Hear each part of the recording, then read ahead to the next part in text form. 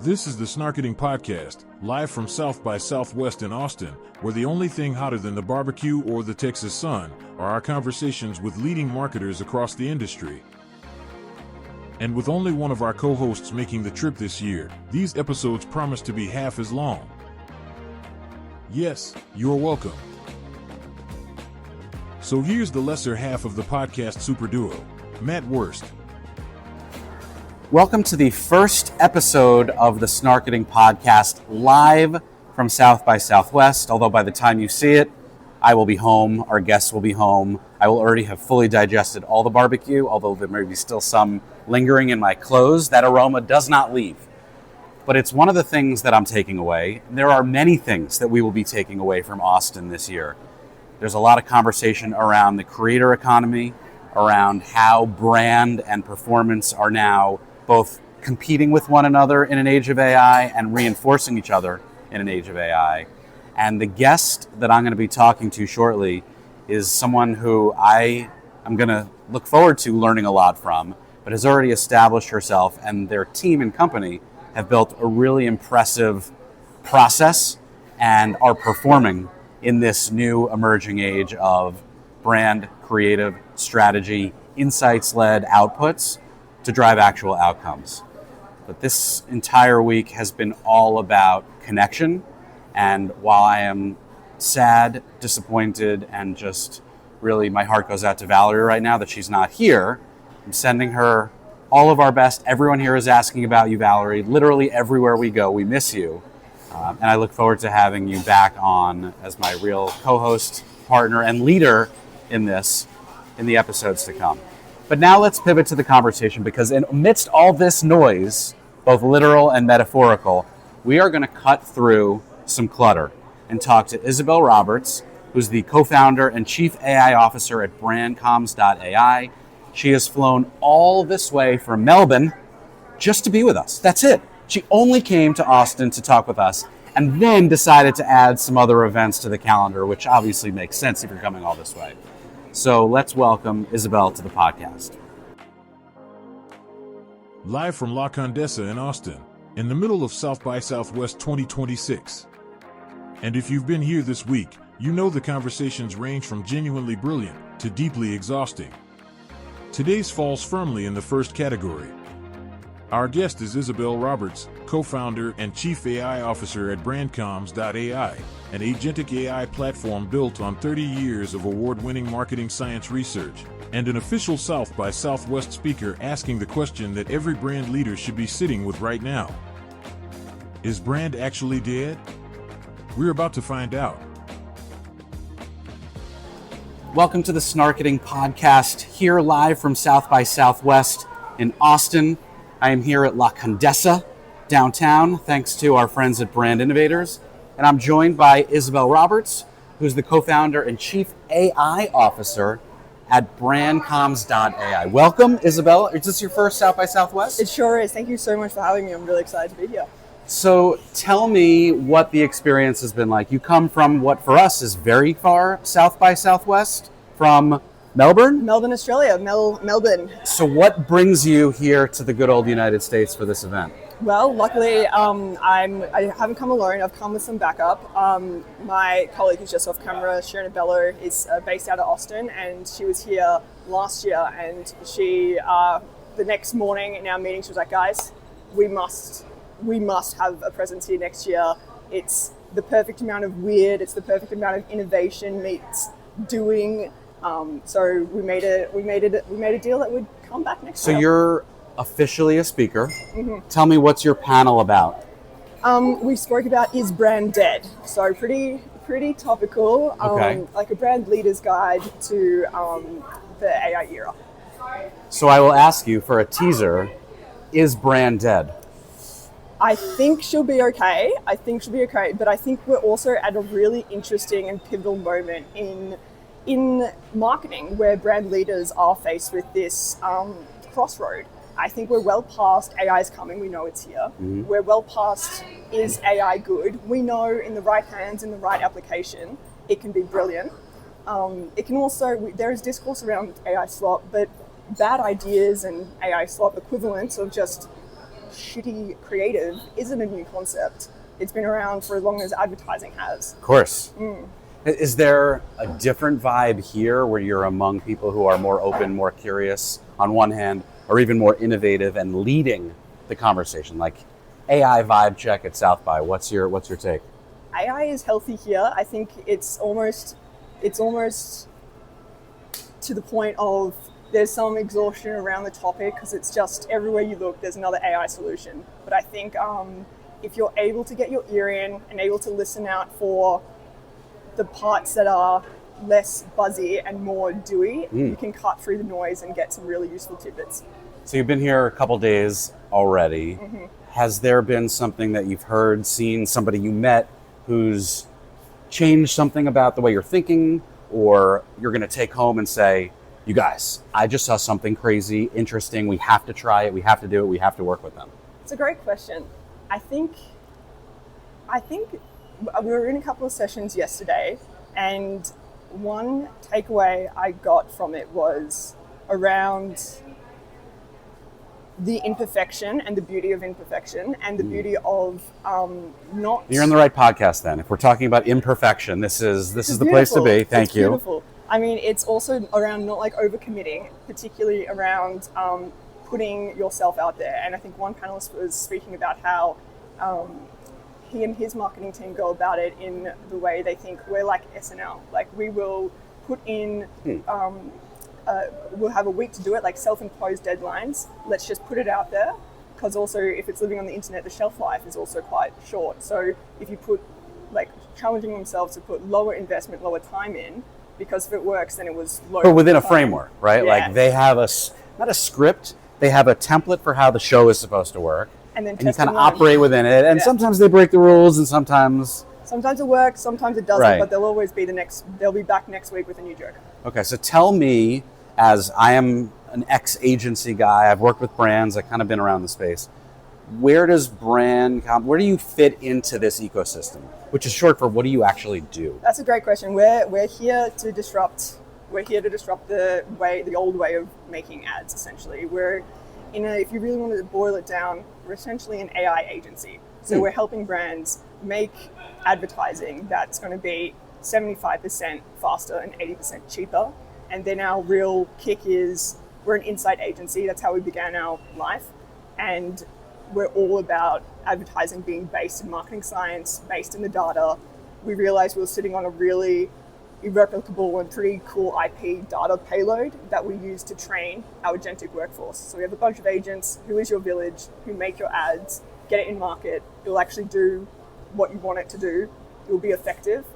Bob's your uncle. So would you say then that's an adapted or evolved version of an agency model? Like we talk about frameworks, like you've been at storied, very well established agencies, you kind of grew up there in this industry. Are you building on those models, or is this a different operating system?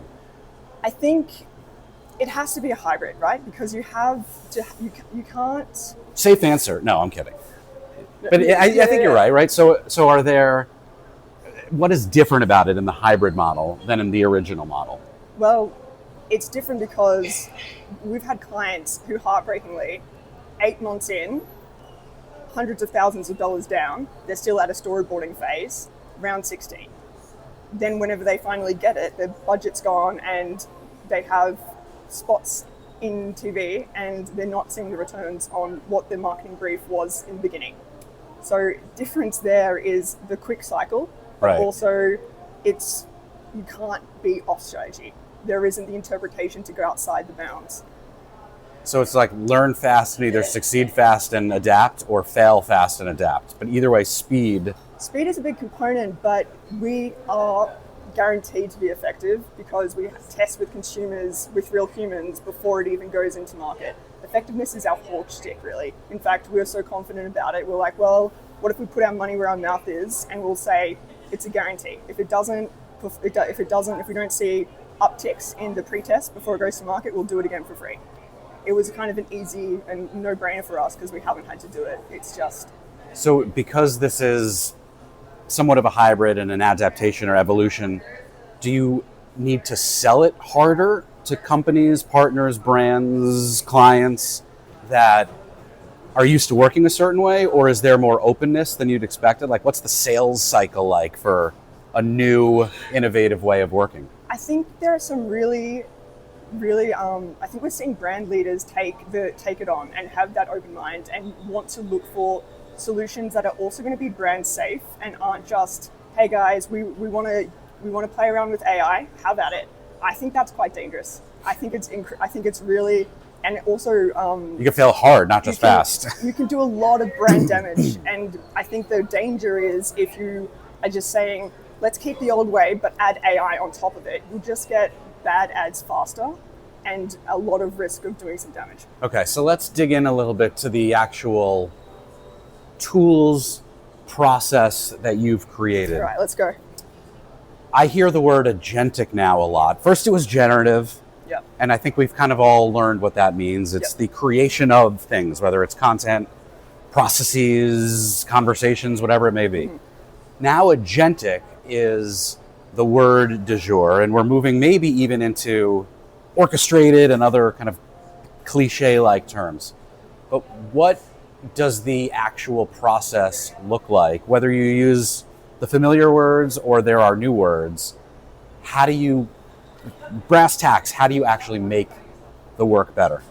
100%. So when we think about what does it mean to actually have an agent workforce, you're having agents play the roles of experts in the creation of advertising.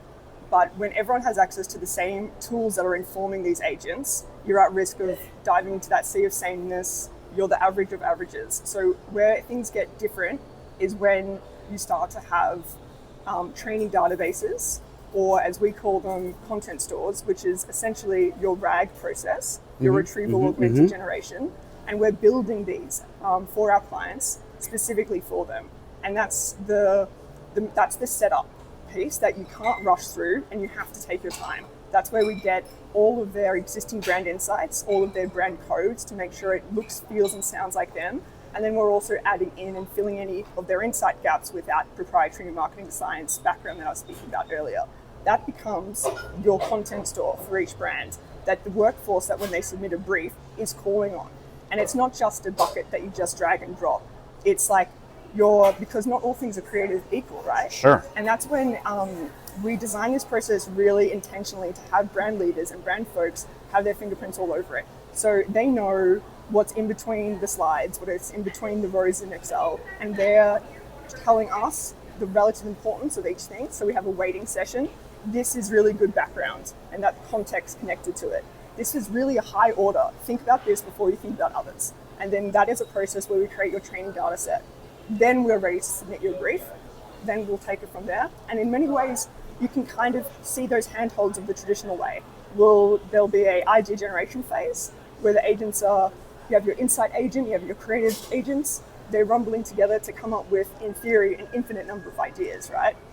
Right, so how do you, I guess, it helps you know what's best.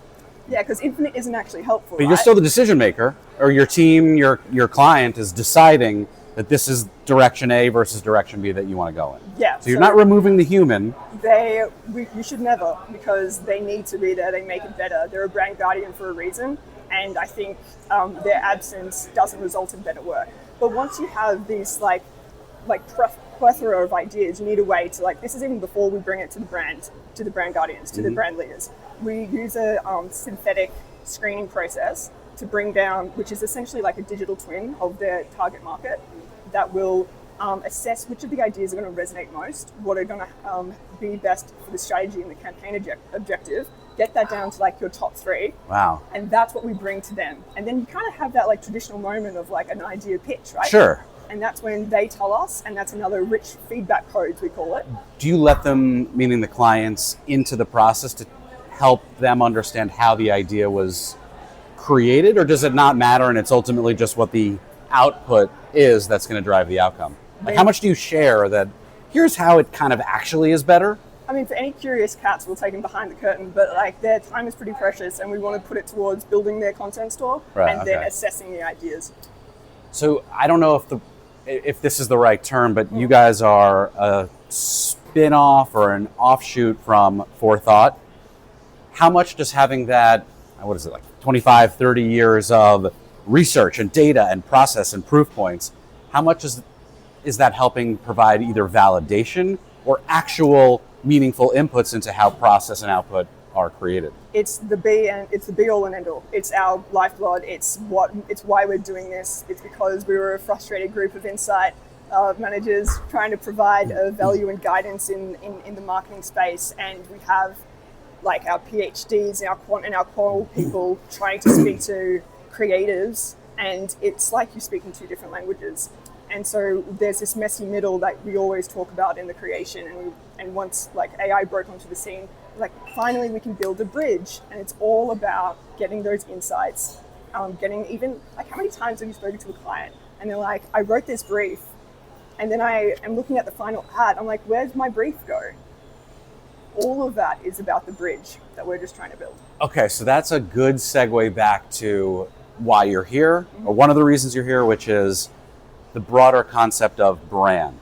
Does AI and the content, the process, the outputs that we're creating, is there a risk that AI commoditizes brand because things with similar inputs will yield similar outputs? Sure, like that if it's a big danger if you're not using it in the right way, if you haven't put that upfront effort to build your sandbox. Because here's the ticket. Like the way that we've gone about it is we do that upfront work to create your training data set that's unique to you. It has your brand voice in it. It has what has worked for you in the past, the places you want to continue building off, places that you don't want to go anymore. Negative prompting is just as useful as saying, don't do this, as it is to say, do this. So once you have that safety, you can then shake things up. Well, so then it almost sounds like brand, air quotes for the listeners, brand may be the last remaining moat that does protect us from over-commoditization. Certainly. I think that validation point is also huge too that you were talking about. Like having having brand guardians at the fore is really is key, but also having a tool that you can have the confidence to back in a piece of creative. So being able to, once they've selected their idea, once we've brought it to life with AI production, it means we've done that big shoot, we've done that big location shoot, it looks beautiful, it's ready to go on air tomorrow, but when instead of doing that, we send it to field with real humans, real consumers to do that validation piece. And then before any dollars have been spent in media, they, like brand leaders, can have the confidence, no, this is going to work. And it helps them sell in the idea to internal stakeholders and have the confidence that, okay, this is going to do the job. Okay, and is there, I've read and I've heard you talk about brand codes and category codes. I would love to understand what that actually means for me as a dumb audience, but what that also offers and provides as a differentiator for you guys? Totally. So that was kind of, those are just two of the pillars I was speaking about in that training upfront piece. Yeah. Brand codes is essentially all the ingredients brand brings to that training data set. It's their tone of voice, it's their brand guidelines, it's their brand Bible, it's their historical ad library, it's their competitive set, it's any insight or strategy documents. It's really anything, and this is our challenge to brand owners, what do you want to bring with you into the AI era, and what do you want to leave behind? That's brand codes. Okay. So based on everyone having their own brand code and the processes being accelerated, you guys are doing it in a smart, effective way. Not everyone will. And the risk of proliferation of content and just an overwhelming amount of noise is already significant. I mean, it's noisy here because we're just here, but in a digital ecosystem, in a marketing landscape, are you nervous about everyone but what you guys are doing in terms of what the risks of too much mediocre to bland creative might yield? No, and here's why. Okay. Because of category codes. It's the combination of brand codes, but also those category codes. The category codes are what are driving consumer decision makers, what are driving choice for consumers. So that is the emotional and rational drivers of choice. This is our bread and butter. This is what we have over 30 years become experts in. And that plus brand codes equals effective advertising. Yes, there's going to be a lot of noise in our market when anyone can create anything at the drop of a hat, but not all of it will actually be effective. And I think that will be the difference between winners and losers, between bad and good, between good and great. So it always has to come down to, when we are creatives, this is a creative field, but we're also business people. We're selling things for brands. We're selling, we have stakeholders, we want to provide value, and value has to justify the marketing budget. It's almost added a third force or pillar into our industry, in that brand was curated by marketers, either at an agency or a brand, working together in some combination. Then there was the rise of external creative forces in the creators, with influence or without influence. And now we've got AI to both bolster both sides of it, but we're even now seeing AI creators and another force for content. Where do we go from here to kind of rein some of those back in? Because there are so many cultural influences. There are millions of creators in Austin right now who are talking about something interesting, and they're competing with, in some cases, and working with AI. So is that where we need to pivot to, just to embrace it more as opposed to compete with it? I think, one of our panelist members, Adam Cook, who is a traditional ad man at heart. He's worked on some of the biggest brands on the planet, like Mackie D's, as we call them in Australia, McDonald's, or Hershey's and the like. Thank you for the cultural connection as well, and education. A creative director, he's done Super Bowl spots. He's the guy, and I think he's a really beautiful example of the duality of the human experience. You can be that hardcore creative, but you can also embrace AI in a really in a way to just fill those gaps. If you're a brand that's a multinational, like under your remit, multinational, multi-brand portfolio, there are gaps there. Like, yes, your hero brand isn't going to be wanting for budget, but what about your third, fourth, fifth tier in Mexico? How much love is that marketing team getting?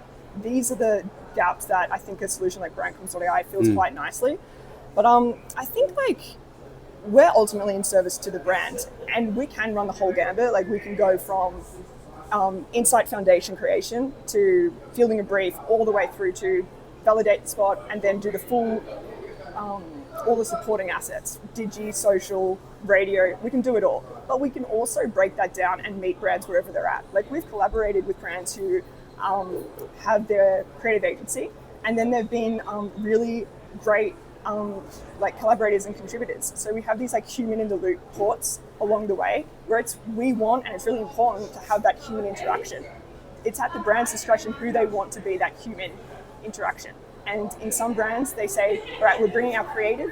There's a creative from our agency who will be one of those people. There'll be also our insight person, and then they decide and they curate who that set is. That's going to be best in service to that brand. Well, I think I pull out a few key takeaways from what you've said. I'm definitely excited to see and hear what the outcomes of your panel are. I hope you all agree that brand is not dead, but I'm curious to understand, and will be excited to follow the progress of how you're driving this narrative with your clients, with your brands, because I agree it's not going anywhere, it's just evolving. 100%. I hear through the noise of South by, but also the noise of the environment that we're in, the accent, I love it. I know where you are from and where you're based, but can you work with, and are you working with clients and partners all over the world? Or how do we find you? Where do we find you? Absolutely. So again, going back to our legacy of Forethought, we have been in North America for the last 15 years.